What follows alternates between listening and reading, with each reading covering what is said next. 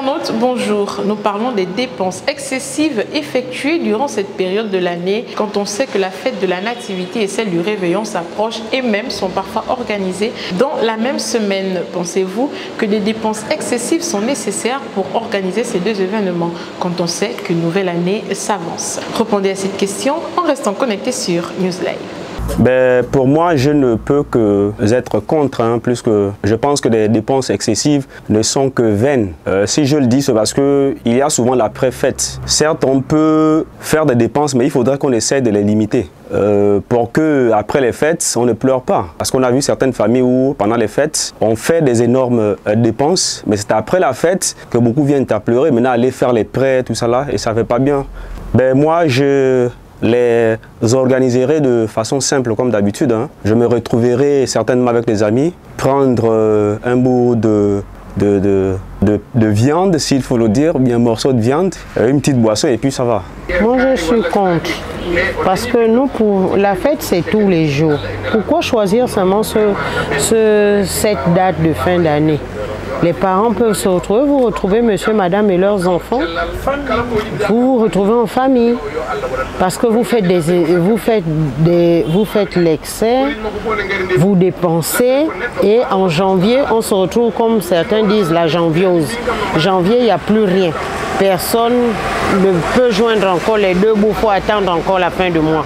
Moi, pour moi, la fête, c'est tous les jours. On prépare juste un petit repas, on se retrouve en famille. On n'a pas besoin de faire des excès. C'est un peu difficile, ça dépend des moyens que nous avions.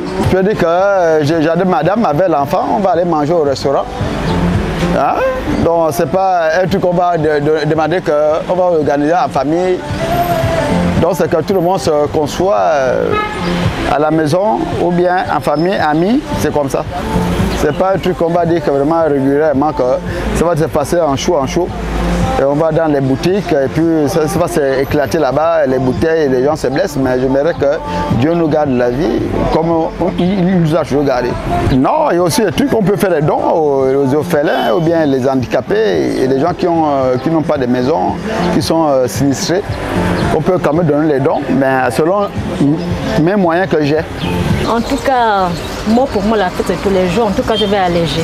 Moi, je pense que ça dépend de tout un chacun. Ça dépend de la manière à laquelle lui conçoit la fête. Comment est-ce qu'il veut passer la fête. Peut-être qu'il a passé des moments, il a passé une bonne année, Et quand des moments de fête arrivent, il veut vraiment bien les passer en fait. Bon, ça dépend en tout cas. Moi, ça dépend. Mais sinon, la fête, c'est tous les jours.